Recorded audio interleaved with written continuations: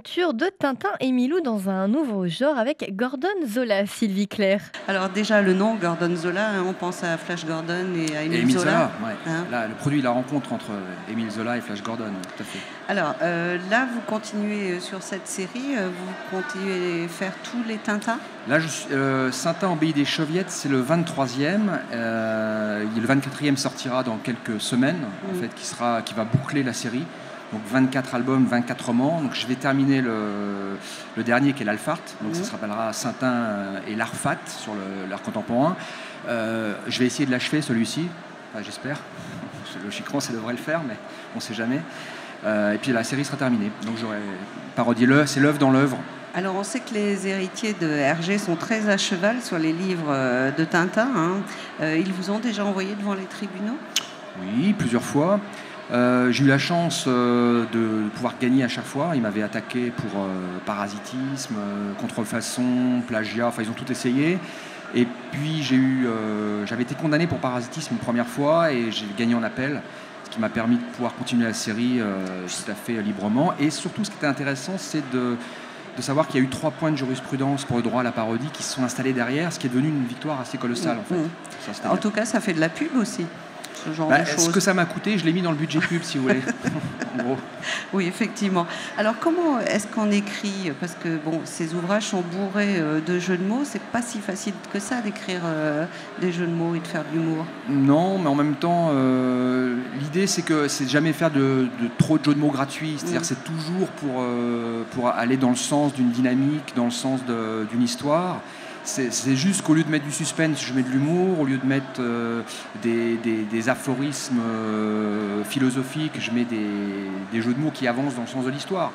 Et j'ai été musicien, donc pour moi, l'écriture, c'est le rythme avant tout. Et l'humour permet d'avoir quelque chose de très rythmé, avec une pulsation permanente.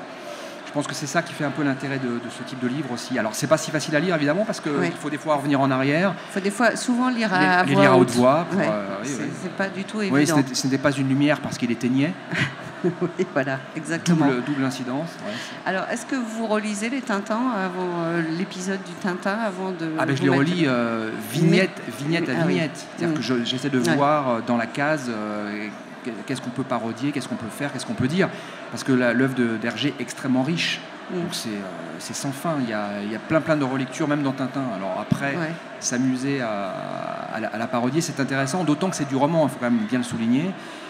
C'est une parodie romanesque. Donc revenir au roman, le roman, c'est la vraie 3 dimensions. C'est là où on rentre dans les cerveaux, dans les psychologies, dans les fêlures des personnages, ce qui est l'art du roman. Ce que n'a pas la 2D de la BD, voire même du cinéma d'ailleurs. Alors, il n'y a pas que les aventures de Tintin et de son ami Lou, il y a plein d'autres choses qui sont sorties, entre autres aux éditions du Rocher, le vrai journal du capitaine Hollande. Bien sûr, oui, c'est un des derniers que j'ai sorti aux éditions du Rocher qui s'appelle... Donc le vrai journal du capitaine Hollande, j'ai imaginé François Hollande en capitaine du vaisseau fantôme. Donc c'est son journal de bord en fait. Donc tout va bien. Tout va bien. Ça coule normalement, c'est bon. Bon, écoutez, hier il était sur le... Comment ça s'appelle sur le vaisseau amiral ? Non, il était sur... le Jeanne d'Arc, c'est le Jeanne d'Arc qui est parti en Syrie. On y revient toujours. Oui, j'en parle un peu dedans. C'était pas sur le Jeanne d'Arc, je sais plus, c'était sur un autre bateau. Enfin bon, il raconte les trois premières années passées aux commandes du navire. Puis là, il y aura d'autres élections, donc encore du boulot pour vous. On avait sous-titré 3 ans déjà. Il y en a qui m'ont dit vous auriez dû mettre 2 ans encore. Mais bon, après, chacun voit midi à sa porte. C'est ça. Alors, le Dada de Vinci existe toujours ? Oui, c'était un des premiers, parce que j'ai fait une série. D'abord, j'avais commencé avec du poilard, du polar poilant. Donc toute une série autour d'un commissaire qui s'appelle Guillaume Sweethome, dans les Dada de Vinci, La dérive des incontinents, La fosse celtique, C'est pas sorcièrerie. Enfin, il y a toute une saga de policiers totalement déjantés. Un peu de roman historico-déconnant quand même, ce que je préfère faire, parce que j'aime beaucoup l'histoire. Donc je pense à Gécluse, qui est l'affaire Dreyfus vue par un policier alcoolique. Premier point de vue éthylique de l'affaire Dreyfus. Enfin, il y a toute une flopée, je vais faire une quarantaine ou une cinquantaine de romans délirants. Et après, voilà, ça continue. Peut-être m'attaquer à Marvel bientôt, pour le prochain procès. Et toujours avec le même ton délirant ? Oui. Ouais. Je crois que c'est suffisamment difficile d'imposer un style, de creuser un sillon. c'est sans fin en même temps, il faut le creuser correctement. Vous gérez votre propre maison d'édition, Le Léopard démasqué, où sont sorties les aventures de Tintin et son ami Lou. Ouais. C'est plus sérieux comme travail, là. Il faut trouver l'argent, il faut faire des choses. Oui, en même temps, pour moi, ça parcourt de la création totale. C'est-à-dire que je conçois les concepts, les projets. Après, je mets le talent d'écriture, souhaitons qu'il y en ait, au service d'une direction éditoriale. Et puis, ça permet de créer de A à Z, de penser les couvertures, de penser le côté marketing, sans jamais s'aliéner le côté création pure, qui doit être sans limite, enfin, je pense. Mais c'est intéressant, ça permet de... Vous voyez, les Saintins, par exemple, ça n'aurait jamais pu exister chez Gallimard ou chez Albin Michel, parce que les services juridiques de ces sociétés m'auraient dit on va se faire attaquer, ils auraient eu raison.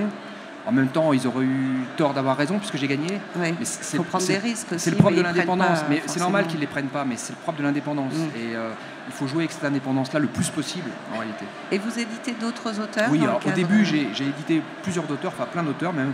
Parce que l'idée était vraiment de produire et de prescrire le roman comique, de réintroduire le burlesque et le loufoque en littérature. Et puis tout doucement, la licence Gordon Zola que j'avais installée s'est mise à fonctionner plutôt très bien.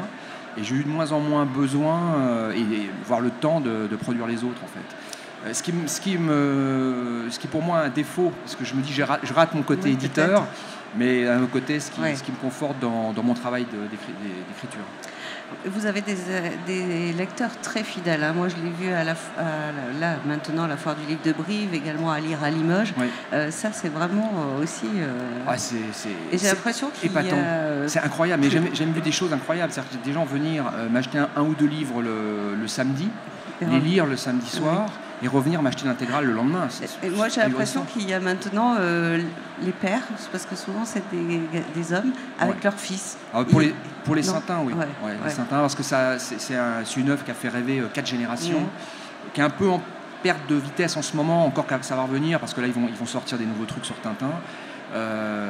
Mais ça a quand même... L'œuvre, c'est une œuvre d'art. C'est une œuvre... Quand on la gratte, c'est une œuvre extraordinaire. Derrière le côté enfant et ludique, c'est une œuvre très forte. Merci Gordon Zola d'avoir été notre invité sur France Bleu Limousin et sur le plateau du Forum des lecteurs avec Forest Télévision. Vous pouvez retrouver grâce à toute l'équipe de Forest Télévision les interviews, c'est en direct